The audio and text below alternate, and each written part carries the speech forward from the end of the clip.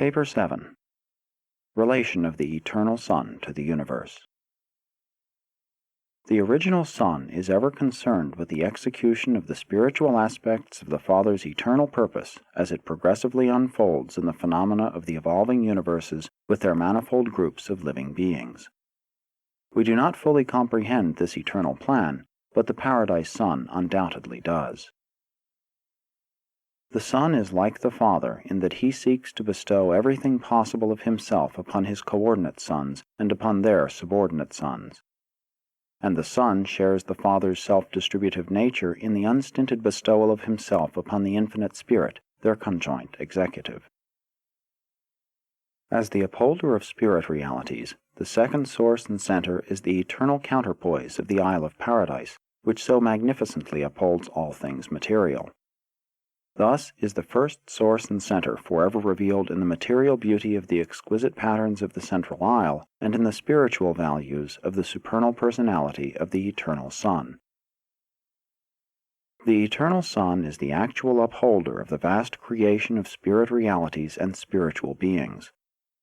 The spirit world is the habit, the personal conduct of the Sun, and the impersonal realities of spirit nature are always responsive to the will and purpose of the perfect personality of the Absolute Sun.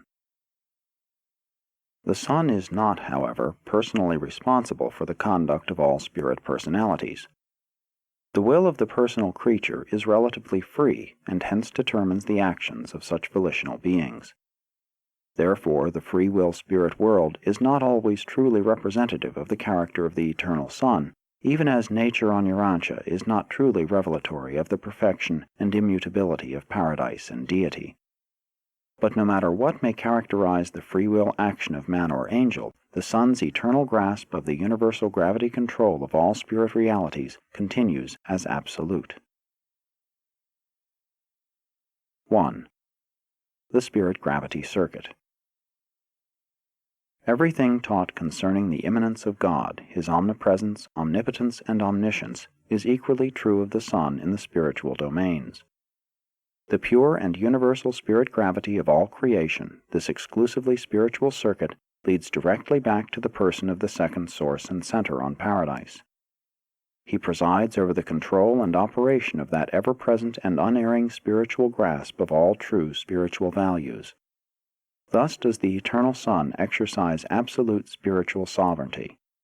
He literally holds all spirit realities and all spiritualized values, as it were, in the hollow of his hand. The control of universal spiritual gravity is universal spiritual sovereignty.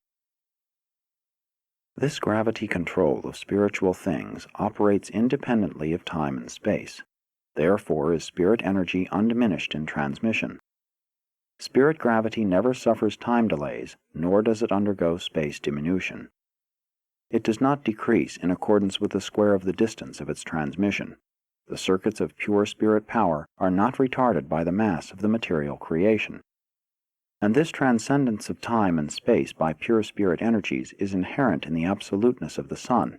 It is not due to the interposition of the anti-gravity forces of the third source and center.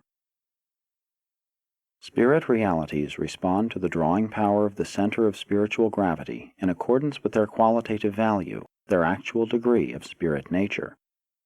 Spirit substance, quality, is just as responsive to spirit gravity as the organized energy of physical matter, quantity, is responsive to physical gravity. Spiritual values and spirit forces are real. From the viewpoint of personality, spirit is the soul of creation, matter is the shadowy physical body.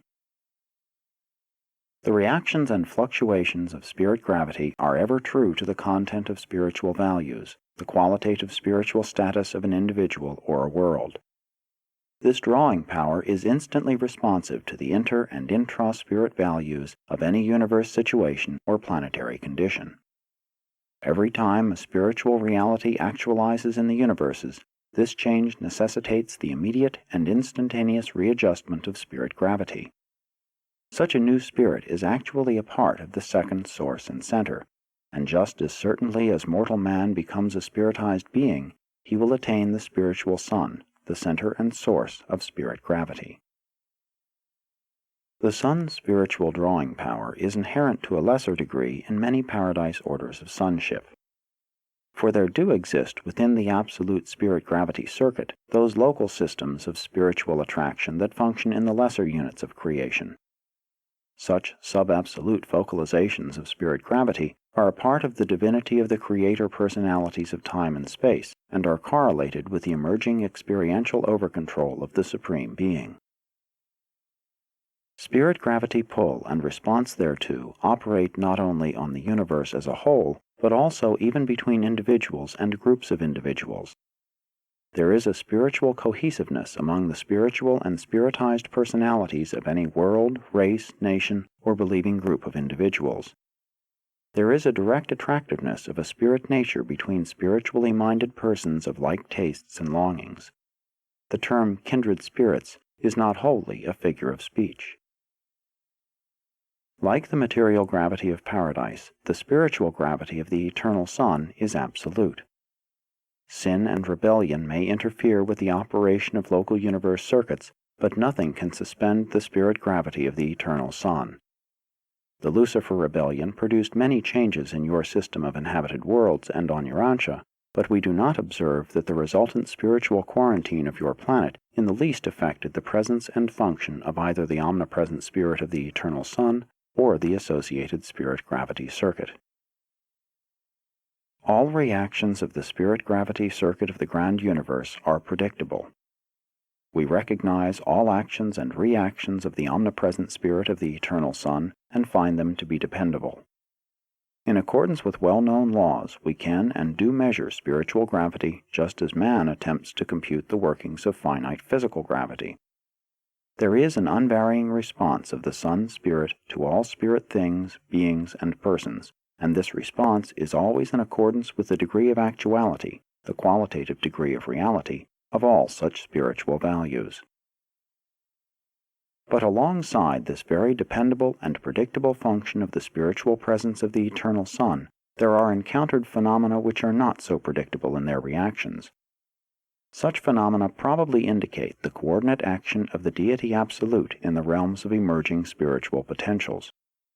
We know that the spirit presence of the eternal sun is the influence of a majestic and infinite personality, but we hardly regard the reactions associated with the conjectured performances of the deity absolute as personal.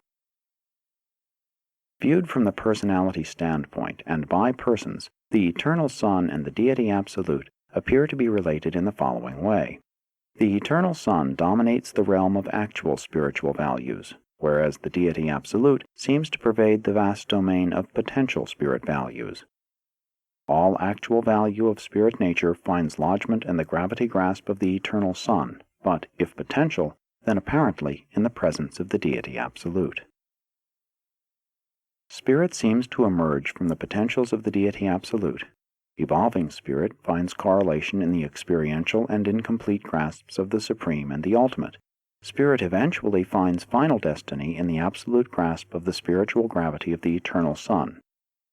This appears to be the cycle of experiential spirit, but existential spirit is inherent in the infinity of the second source and center.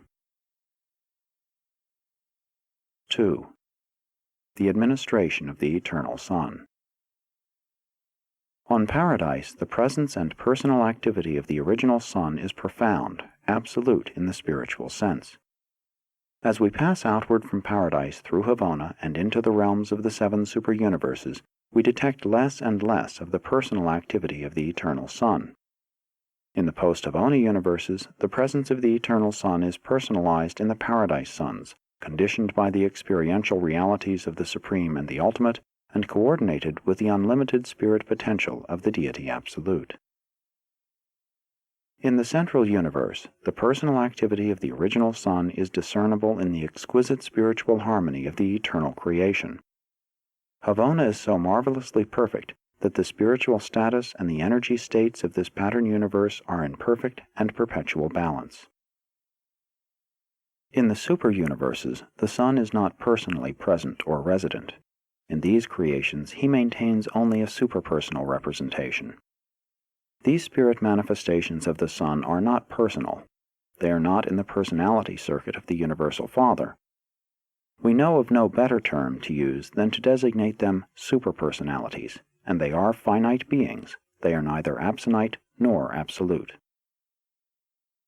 The administration of the eternal Son and the super-universes, being exclusively spiritual and superpersonal, is not discernible by creature personalities. Nonetheless, the all-pervading spiritual urge of the Son's personal influence is encountered in every phase of the activities of all sectors of the domains of the Ancients of Days. In the local universes, however, we observe the Eternal Son personally present in the persons of the Paradise Sons. Here the Infinite Son spiritually and creatively functions in the persons of the majestic core of the coordinate Creator Sons. 3. Relation of the Eternal Son to the individual. In the local universe ascent, the mortals of time look to the Creator Son as the personal representative of the Eternal Son. But when they begin the ascent of the super-universe training regime, the pilgrims of time increasingly detect the supernal presence of the inspiring spirit of the Eternal Son, and they are able to profit by the intake of this ministry of spiritual energization. In Havona, the ascenders become still more conscious of the loving embrace of the all-pervading spirit of the original Son. At no stage of the entire mortal ascension does the spirit of the Eternal Son indwell the mind or soul of the pilgrim of time, but his beneficence is ever near and always concerned with the welfare and spiritual security of the advancing children of time. The spiritual gravity pull of the Eternal Son constitutes the inherent secret of the paradise ascension of surviving human souls. All genuine spirit values and all bona fide spiritualized individuals are held within the unfailing grasp of the spiritual gravity of the Eternal Son. The mortal mind, for example, initiates its career as a material mechanism and is eventually mustered into the core of the finality as a well-nigh perfected spirit existence, becoming progressively less subject to material gravity and correspondingly more responsive to the inward-pulling urge of spirit gravity during this entire experience. The spirit gravity circuit literally pulls the soul of man paradiseward. The spirit gravity circuit is the basic channel for transmitting the genuine prayers of the believing human heart from the level of human consciousness to the actual consciousness of deity. That which represents true spiritual value in your petitions will be seized by the universal circuit of spirit gravity and will pass immediately and simultaneously to all divine personalities concerned. Each will occupy himself with that which belongs to his personal province. Therefore, in your practical religious experience, it is immaterial whether in addressing your supplications you visualize the Creator Son of your local universe or the Eternal Son at the center of all things. The discriminative operation of the spirit gravity circuit might possibly be compared to the functions of the neural circuits in the material human body. Sensations travel inward over the neural paths. Some are detained and responded to by the lower automatic spinal centers. Others pass on to the less automatic but habit-trained centers of the lower brain, while the most important and vital incoming messages flash by these subordinate centers and are immediately registered in the highest levels of human consciousness. But how much more perfect is the superb technique of the spiritual world? If anything originates in your consciousness that is fraught with supreme spiritual value, when once you give it expression, no power in the universe can prevent its flashing directly to the absolute spirit personality of all creation. Conversely, if your supplications are purely material and wholly self-centered, there exists no plan whereby such unworthy prayers can find lodgment in the spirit circuit of the Eternal Son. The content of any petition which is not spirit-indited can find no place in the universal spiritual circuit. Such purely selfish and material requests fall dead. They do not ascend in the circuits of true spirit values. Such words are as sounding brass and a tinkling cymbal.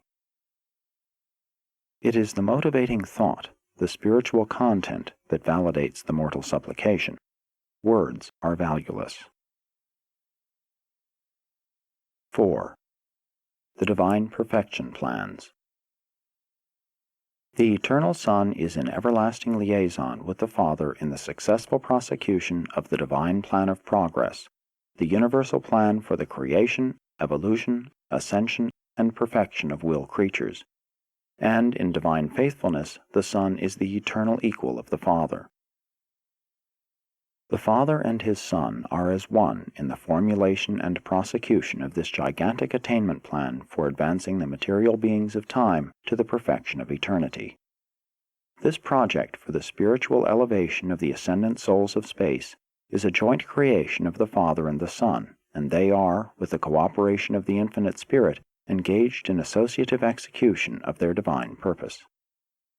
This divine plan of perfection attainment embraces three unique, though marvelously correlated, enterprises of universal adventure.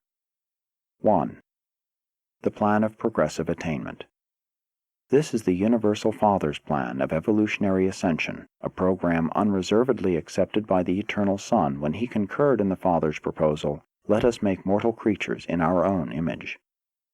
This provision for upstepping the creatures of time involves the Father's bestowal of the thought adjusters and the endowing of material creatures with the prerogatives of personality. 2. The Bestowal Plan. The next universal plan is the great Father Revelation enterprise of the Eternal Son and His coordinate sons. This is the proposal of the Eternal Son and consists of His bestowal of the sons of God upon the evolutionary creations, there to personalize and factualize, to incarnate and make real the love of the Father and the mercy of the Son to the creatures of all universes.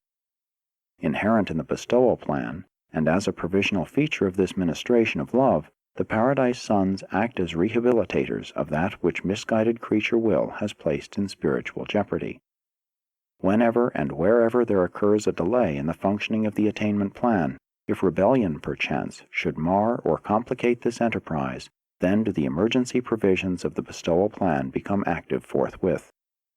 The Paradise Sons stand pledged and ready to function as retrievers, to go into the very realms of rebellion and there restore the spiritual status of the spheres. And such a heroic service a coordinate Creator Son did perform on Urantia in connection with his experiential bestowal career of sovereignty acquirement. 3. The Plan of Mercy Ministry. When the attainment plan and the bestowal plan had been formulated and proclaimed, alone and of Himself the Infinite Spirit projected and put in operation the tremendous and universal enterprise of mercy ministry. This is the service so essential to the practical and effective operation of both the attainment and the bestowal undertakings, and the spiritual personalities of the third source and center all partake of the spirit of mercy ministry, which is so much a part of the nature of the third person of deity. Not only in creation, but also in administration, the Infinite Spirit functions truly and literally as the conjoint executive of the Father and the Son. The Eternal Son is the personal trustee, the divine custodian of the Father's universal plan of creature ascension. Having promulgated the universal mandate, "Be you perfect even as I am perfect," the Father entrusted the execution of this tremendous undertaking to the Eternal Son, and the Eternal Son shares the fostering of this supernal enterprise with His divine coordinate, the Infinite Spirit. Thus do the deities effectively cooperate in the work of creation, control, evolution, revelation, and ministration, and if required, in restoration and rehabilitation. 5. The Spirit of Bestowal. The Eternal Son, without reservation, joined with the Universal Father in broadcasting that tremendous injunction to all creation, "Be you perfect, even as your Father in Havona is perfect." And ever since, that invitation command has motivated all the survival plans and the bestowal projects of the Eternal Son and His vast family of coordinate and associated sons. And in these very bestowals, the sons of God have become to all evolutionary creatures the way, the truth, and the life. The Eternal Son cannot contact directly with human beings, as does the Father through the gift of the pre-personal thought adjusters, but the Eternal Son does draw near to created personalities by a series of downstepping gradations of divine sonship until He is enabled to stand in man's presence and, at times, as man himself. The purely personal nature of the Eternal Son is incapable of fragmentation. The Eternal Son ministers as a spiritual influence or as a person, never otherwise. The Son finds it impossible to become a part of creature experience in the sense that the Father Adjuster participates therein, but the Eternal Son compensates this limitation by the technique of bestowal. What the experience of fragmented entities means to the Universal Father, the incarnation experiences of the Paradise Sons mean to the Eternal Son. The Eternal Son comes not to mortal man as the divine will, the thought adjuster indwelling the human mind, but the Eternal Son did come to mortal man on Urantia when the divine personality of his Son, Michael of Nebadon, incarnated in the human nature of Jesus of Nazareth. To share the experience of created personalities, the Paradise Sons of God must assume the very natures of such creatures and incarnate their divine personalities as the actual creatures themselves. Incarnation, the secret of St. Arrington, is the technique of the Son's escape from the otherwise all-encompassing fetters of personality absolutism.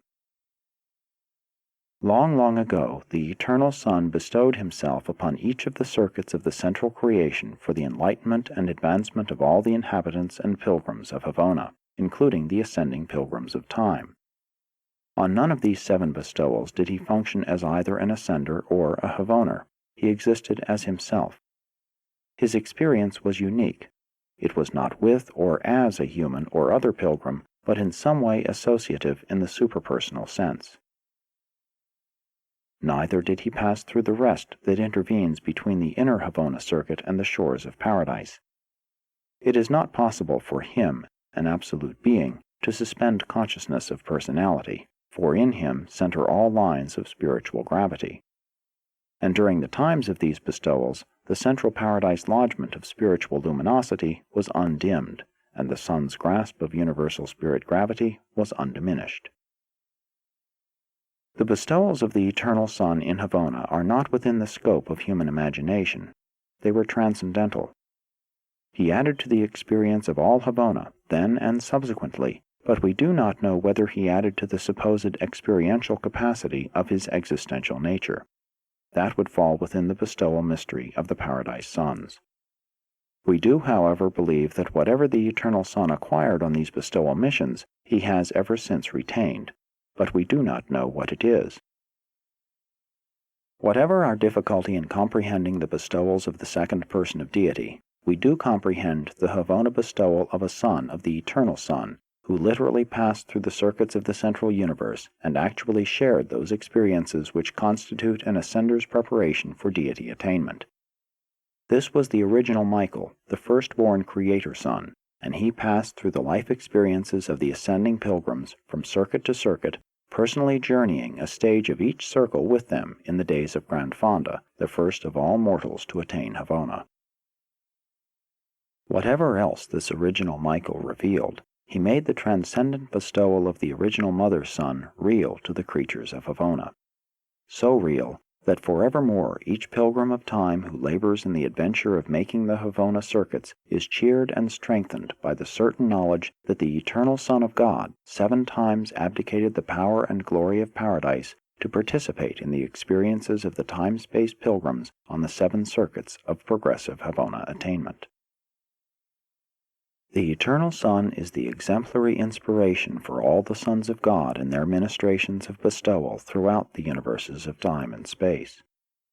The coordinate Creator Sons and the associate magisterial sons, together with other unrevealed orders of sonship, all partake of this wonderful willingness to bestow themselves upon the varied orders of creature life and as the creatures themselves.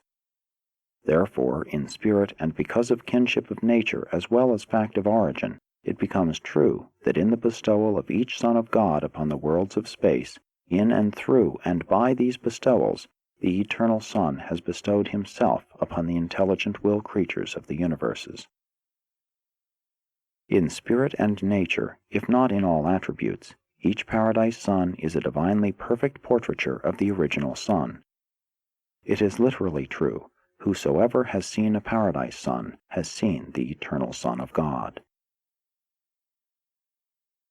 6. The Paradise Sons of God. The lack of a knowledge of the multiple sons of God is a source of great confusion on Urantia.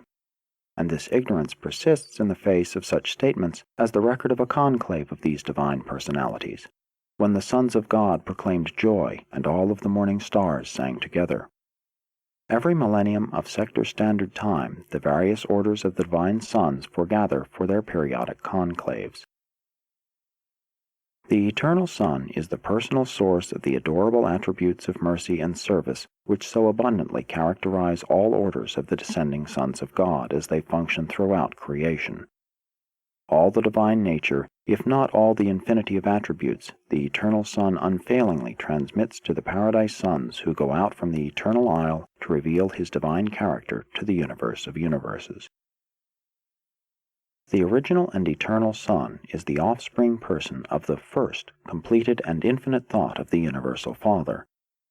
Every time the Universal Father and the Eternal Son jointly project a new, original, identical, unique, and absolute personal thought, that very instant this creative idea is perfectly and finally personalized in the being and personality of a new and original Creator Son. In spirit nature, divine wisdom, and coordinate creative power, these Creator Sons are potentially equal with God the Father and God the Son. The Creator Sons go out from paradise into the universes of time and, with the cooperation of the controlling and creative agencies of the third source and center, complete the organization of the local universes of progressive evolution. These sons are not attached to, nor are they concerned with, the central and universal controls of matter, mind, and spirit. Hence are they limited in their creative acts by the pre-existence, priority, and primacy of the first source and center and his coordinate absolutes. These sons are able to administer only that which they bring into existence. Absolute administration is inherent in priority of existence and is inseparable from eternity of presence. The Father remains primal in the universes. Much as the Creator Sons are personalized by the Father and the Son, so are the magisterial sons personalized by the Son and the Spirit. These are the sons who, in the experiences of creature incarnation, earn the right to serve as the judges of survival in the creations of time and space. The Father, Son, and Spirit also unite to personalize the versatile Trinity Teacher Sons, who range the grand universe as the supernal teachers of all personalities, human and divine. And there are numerous other orders of paradise sonship that have not been brought to the attention of Urantia mortals. Between the original Mother Sun and these hosts of paradise sons scattered throughout all creation, there is a direct and exclusive channel of communication, a channel whose function is inherent in the quality of spiritual kinship which unites them in bonds of near-absolute spiritual association. This inter-sonship circuit is entirely different from the universal circuit of spirit gravity, which also centers in the person of the second source and center. All sons of God who take origin in the persons of the paradise deities are in direct and constant communication with the eternal Mother Sun. And such communication is instantaneous. It is independent of time, though sometimes conditioned by space. The Eternal Son not only has at all times perfect knowledge concerning the status, thoughts, and manifold activities of all orders of paradise sonship, but he also has perfection of knowledge at all times regarding everything of spiritual value which exists in the hearts of all creatures in the primary central creation of eternity and in the secondary time creations of the coordinate Creator Sons. 7. The Supreme Revelation of the Father. The Eternal Son is a complete, exclusive, universal, and final revelation of the Spirit and the personality of the Universal Father. All knowledge of and information concerning the Father must come from the Eternal Son and his paradise sons. The Eternal Son is from eternity, and is wholly and without spiritual qualification one with the Father. In divine personality they are coordinate. In spiritual nature they are equal. In divinity they are identical. The character of God could not possibly be intrinsically improved upon in the person of the Son, for the Divine Father is infinitely perfect, but that character and personality are amplified by divestment of the non-personal and non-spiritual for revelation to creature beings. The first source and center is much more than a personality. but all of the spirit qualities of the Father personality of the first source and center are spiritually present in the absolute personality of the Eternal Son. The primal Son and his sons are engaged in making a universal revelation of the spiritual and personal nature of the Father to all creation. In the central universe, the superuniverses, the local universes, or on the inhabited planets, it is a Paradise Son who reveals the universal Father to men and angels. The Eternal Son and his sons reveal the avenue of creature approach to the universal Father, and even we of high origin understand the Father much more fully as we study the revelation of his character and personality in the Eternal Son and in the sons of the Eternal Son. The Father comes down to you as a personality only through the divine sons of the Eternal Son, and you attain the Father by this same living way. You ascend to the Father by the guidance of this group of divine sons. And this remains true, notwithstanding that your very personality is a direct bestowal of the Universal Father. In all these widespread activities of the far-flung spiritual administration of the Eternal Son, do not forget that the Son is a person, just as truly and actually as the Father is a person. Indeed, to beings of the one-time human order, the Eternal Son will be more easy to approach than the Universal Father. In the progress of the pilgrims of time through the circuits of Havona, you will be competent to attain the Son long before you are prepared to discern the Father. More of the character and merciful nature of the Eternal Son of Mercy you should comprehend as you meditate on the revelation of these divine attributes which was made in loving service by your own Creator Son, one time Son of Man on earth, now the exalted Sovereign of your local universe, the Son of Man and the Son of God. Indicted by a divine counselor assigned to formulate this statement depicting the Eternal Son of Paradise.